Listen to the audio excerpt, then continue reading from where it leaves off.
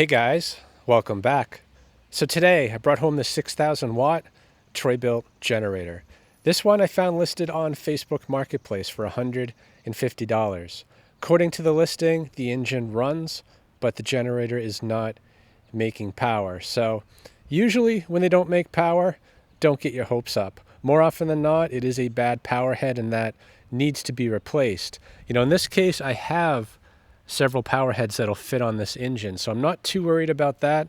But before tearing this one off and swapping it out, I want to do a little bit of testing. So I have heard the engine run when I went to buy it. It sounds good, but I didn't get to check the power output. So let's get it started right now. We'll check the output and go from there. First, let's check the oil. These 10-horse Briggs engines like to run out of oil. There is no oil sensor. Plenty of oil. Needs to be changed, but it's fine for a test.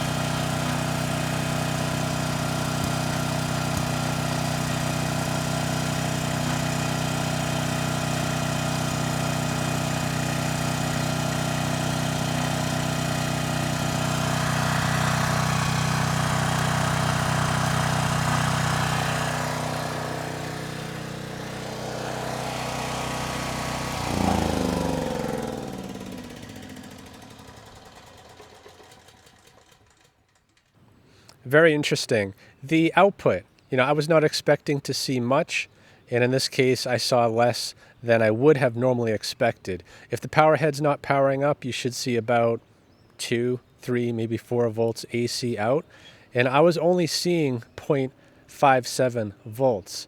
And even more odd was the noise I heard from the engine. It wasn't that loud, it was kind of subtle, but every time I heard that noise, I saw the multimeter jump a bit to about 1 point something volts, and then it would go back to the 0.57. So maybe I was hearing it wrong. The only thing that makes sense is that noise was coming from the power head, potentially trying to power up for a second and failing. So let's get the end cap off the generator head and see what's going on down there.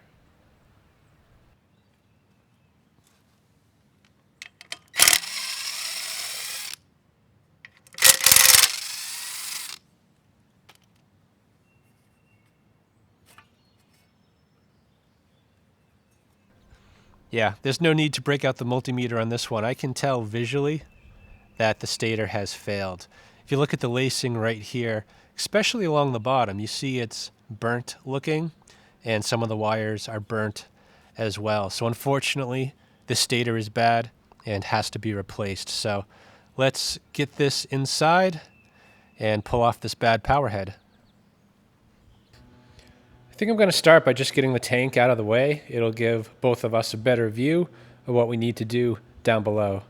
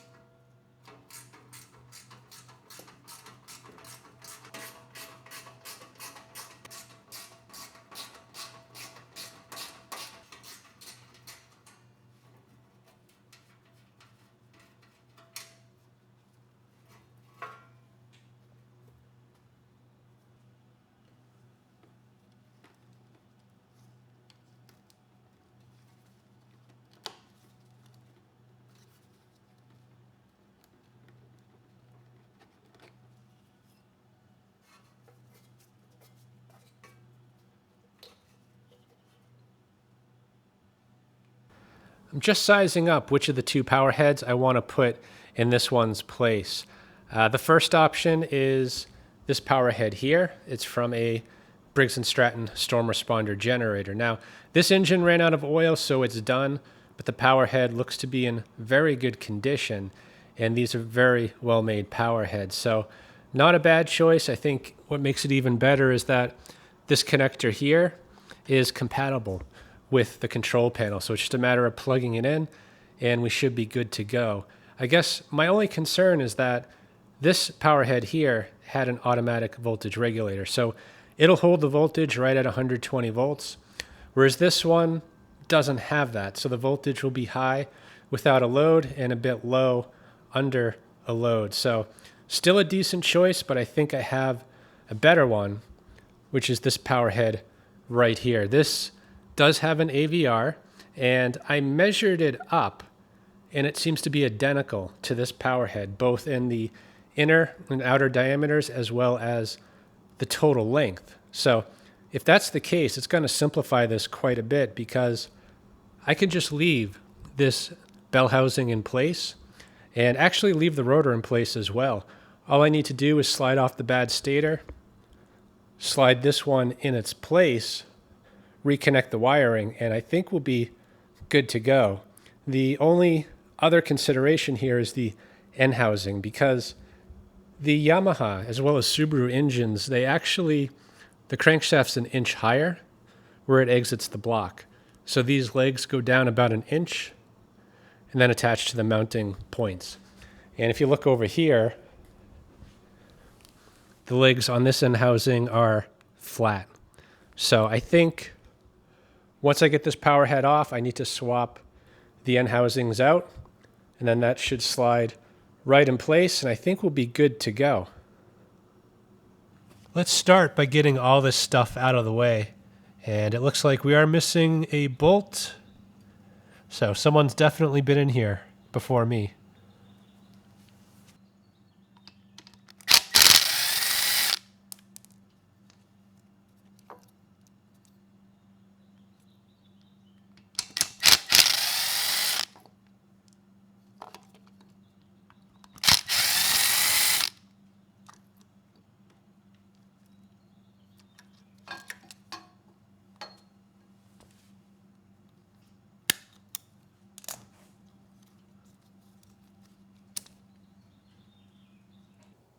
And I'm going to disconnect these wires, just keeping note of what went where. Most likely the new stator has different colors coming out, and even if they were the same, they can't be trusted. So we're going to have to test everything and make sure we know that we're putting things in the right spot.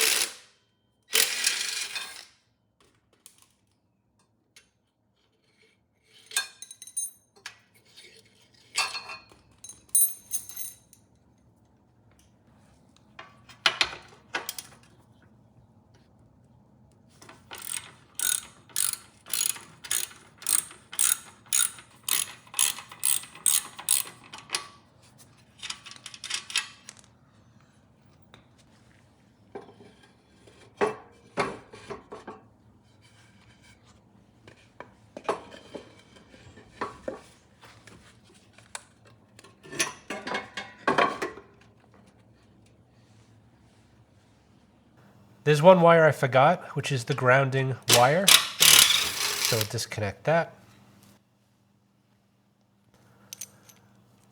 Going to use a 3-jaw puller to separate the ball bearing from the end housing. You want to go very gentle. Use a small wrench, choke up on it, and don't overdo it because this aluminum, it cracks really easily.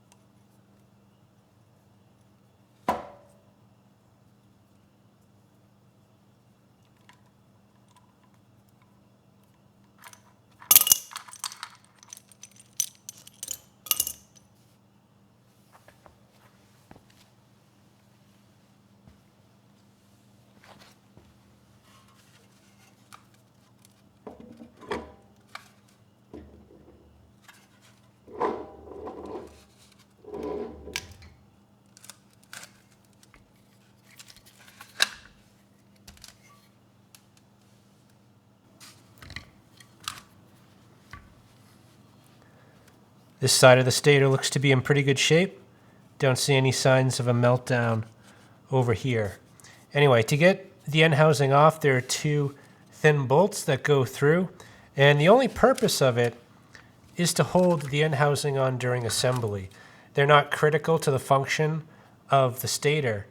Some don't even have it, but in this case, it helps quite a bit when putting it together. So we'll get those bolts out, get the end housing off, and move it over.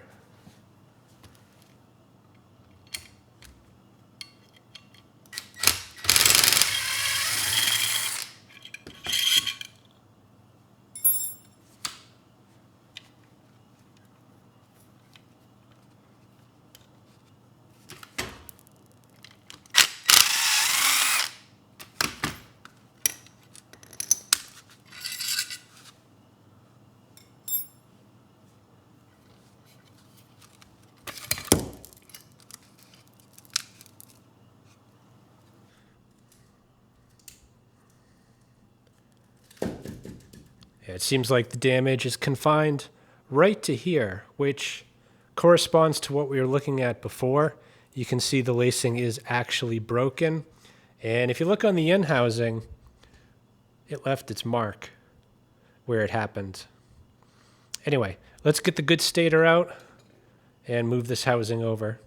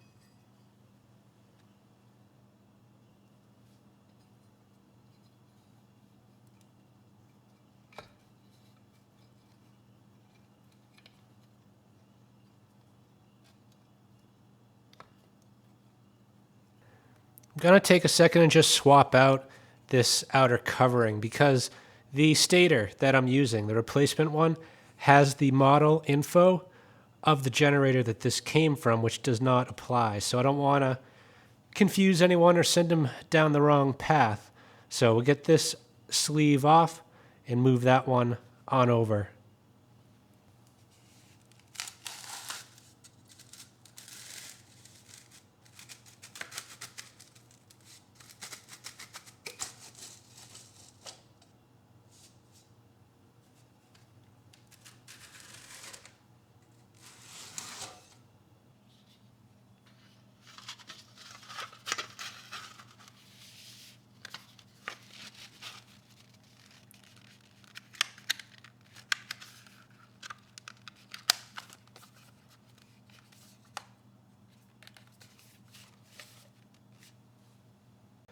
There's a few things I want to do before putting the stator on. First, double check the ball bearing. Make sure it's not bad, and in this case it is good.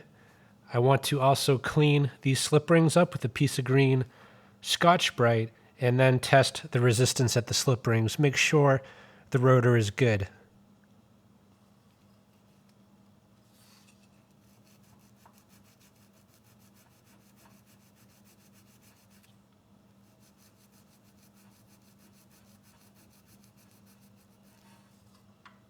And just note, I removed the spark plug so there's no compression fighting me and also no chance of the engine starting while turning it over.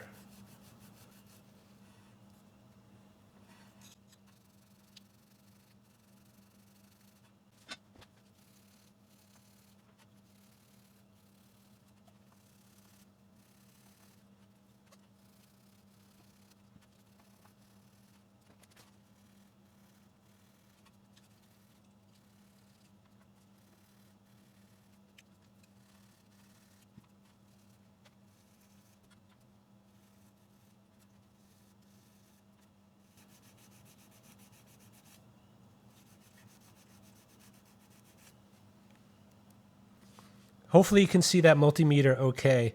On rotors like this, they usually test at around 55 ohms, but anywhere between 40 and 70 is considered good.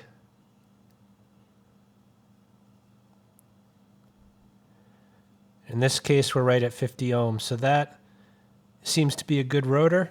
Let's check it to ground.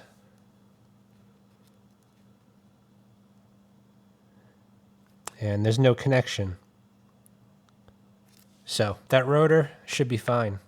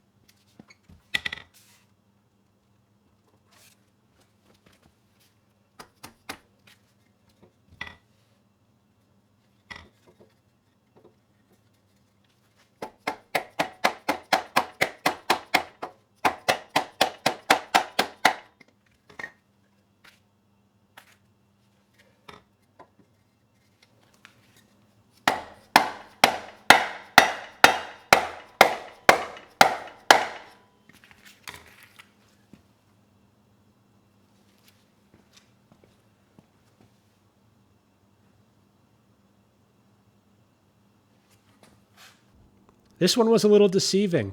The stator, I thought, went easily into that bell housing, but I could tell from looking at the end housing that wasn't the case because there was a gap between the ball bearing and the end housing of about 1/8 of an inch. So I did have to beat that quite a few more times until things finally seated properly. So let's get the stator bolts in. We'll torque them to 80 inch-pounds. And then with the spark plug out, I'm going to pull the engine over. I want to make sure the rotor spins freely without scraping against the stator or even worse, binding.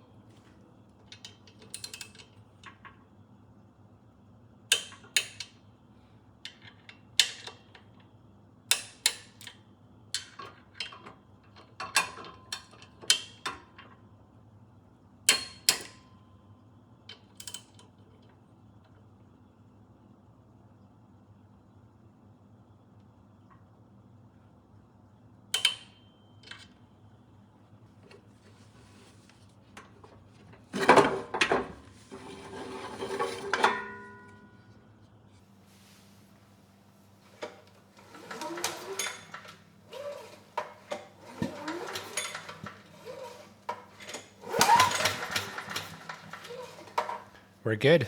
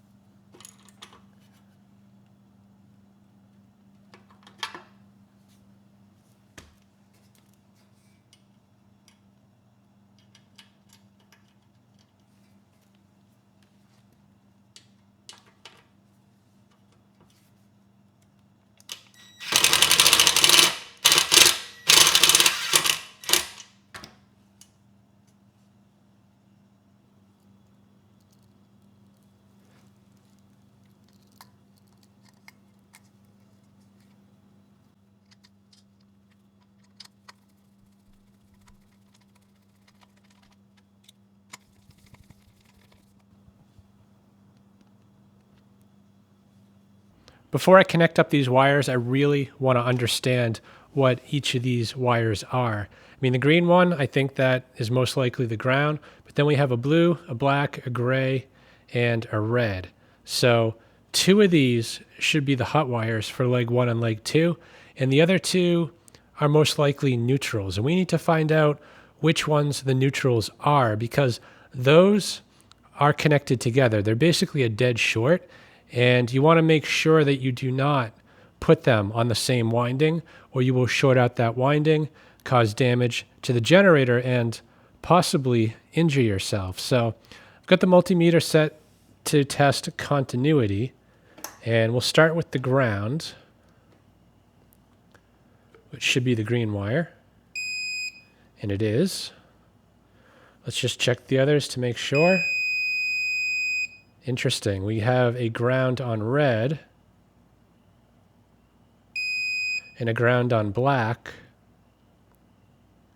and nothing on blue. So red and black, those most likely are the neutrals. So that means that this is a neutral bonded generator. So up in the control panel, the neutral and the ground are connected together. A lot of times I see that down on the power head will actually jumper between the neutral and the ground connection. So that is good to know, especially if you're hooking this up to your house. You want it to be floating because the breaker box in your house is a bonded neutral system, and you only want to have that bond in one location. So if you're going to wire this to your house, the safest thing to do would be to open up this control panel and disconnect that connection. In this case, I'm not sure how it's going to be used, and usually they come with a bonded neutral, unless it's an inverter. A lot of times those are floating. So let's check the neutral next. I'm assuming it will be the red and black. And of course the ground. And we should have nothing on these. So I'm going to mark the red and black just so I don't do something stupid. Or actually I just tape them together.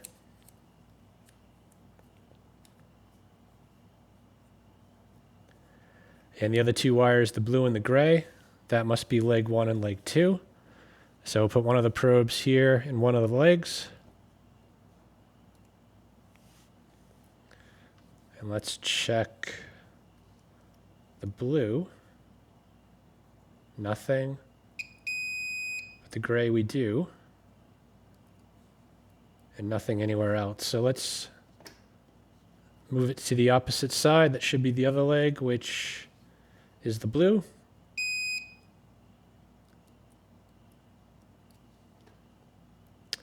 And nothing else. So now we have our bearings on the control panel.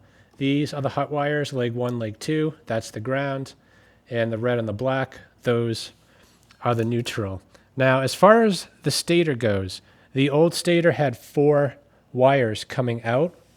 And the colors actually matched right here, these colors. But they didn't correspond, meaning red wasn't connected to red and blue wasn't connected to blue. In this case, the wire colors are completely different. We have a black, a white, and another black. So a lot of people get thrown by the fact that there's only 3 wires instead of 4, like the other power head. But in this case, they've actually commoned up the neutral already in the stator. So I think what we need to do here is take these 2 neutrals and combine it with the white. So there'll be 3 wires together, and then the blue and the gray will be on each of these other wires here. But to be sure, I'm going to set this to ohms. And between neutral and either leg, it should be about 0.4 ohms.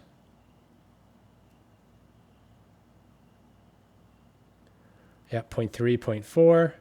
We'll check it from neutral to the other leg. It should be about the same. 0.3, 0.2. It's a little lower. Let's just double check this one. 0.3, 0.2. So now if I go through the black wires, it's going to go through both coils. So you should see about twice the reading, which would be 0.4, 0.5. That's exactly what we see. So this, the white wire is the neutral, and the others are leg 1 and leg 2.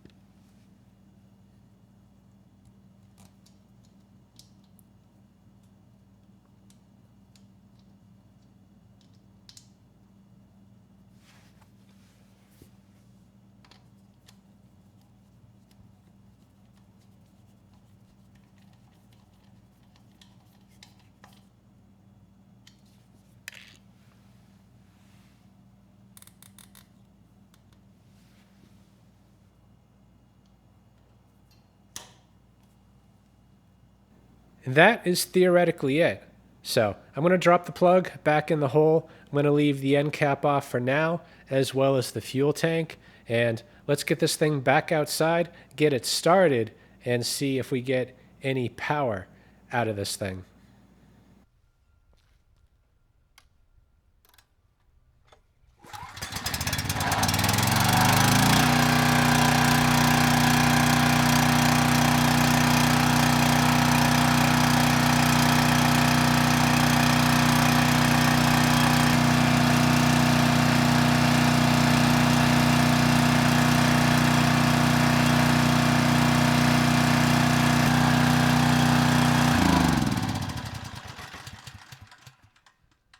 Well, the good news is we have power. We were at about 110 volts, which is low. So that's why I shut it down. I want to pop that AVR off and make an adjustment and get it closer to 120 volts. You know, that said, I wouldn't say we're out of the woods yet. I noticed two things that are a bit odd. You know, first, once that engine started up, it made a strange sound for a second. And after shutting it down, I could smell something that's not right. It wasn't an exhaust smell or a fuel smell. It smelled more like burning plastic. And that does have me a bit concerned. Maybe there is still an issue in that power head. Anyway, let's make that adjustment. We'll get it started again. And hopefully things keep running the way that they should.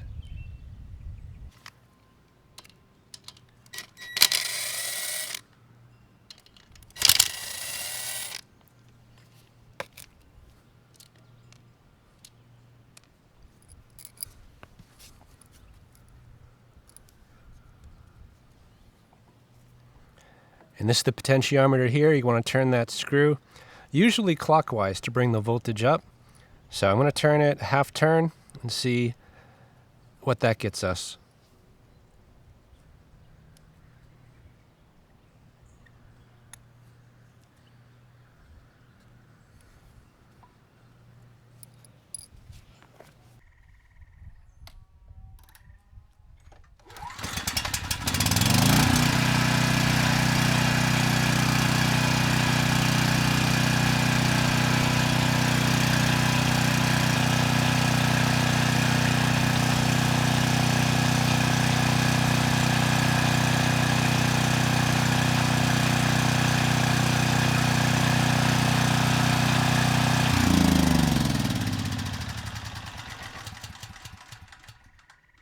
That was a lot better. The voltage, it came up to 118 volts.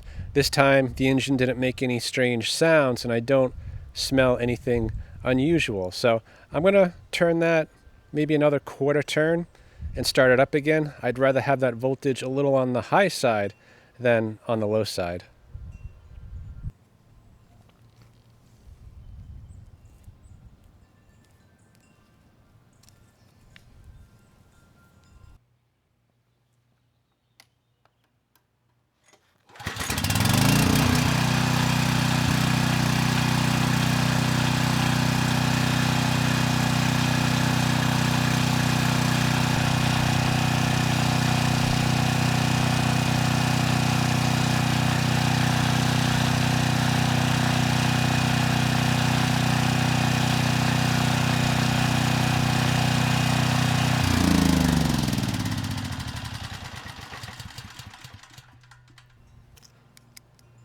I think we're there. We're at 119.9 volts.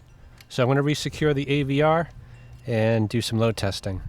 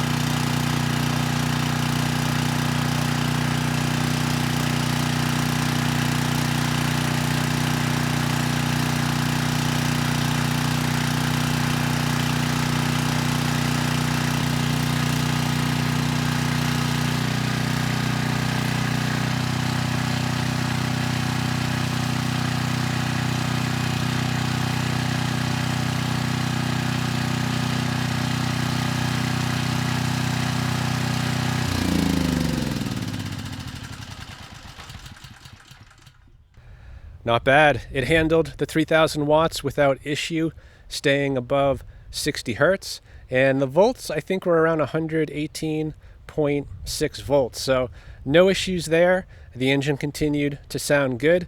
And the smell I was concerned about earlier, I may have misread.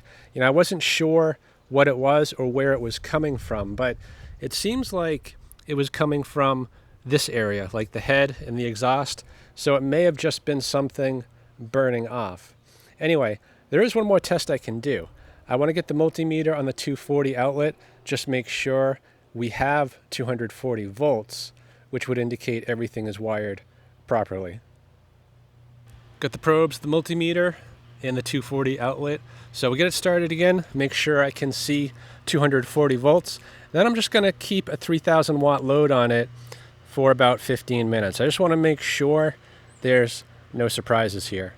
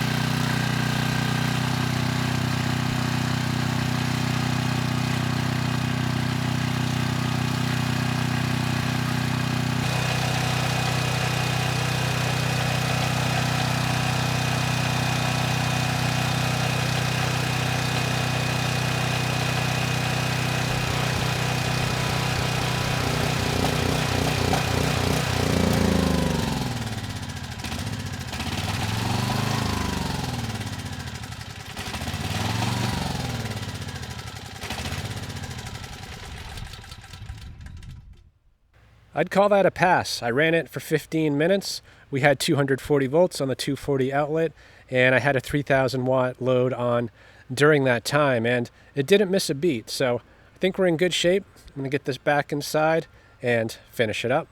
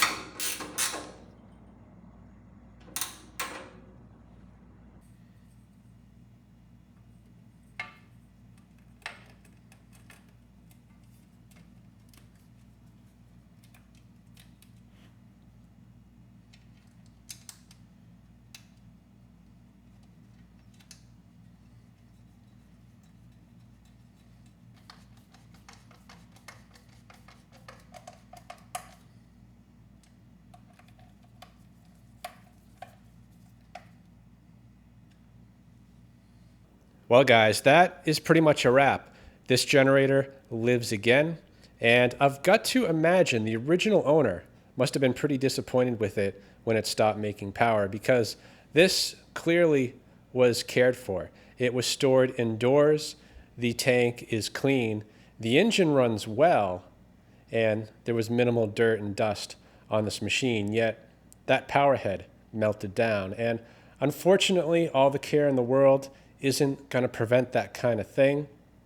It's more of an issue with manufacturing. So personally, I'd rather own a used generator that's been vetted with at least 100 hours on it, because if there's an issue with that engine or power head, it's going to show itself pretty early in the machine's life. So hopefully the next owner will be a little bit happier with this machine.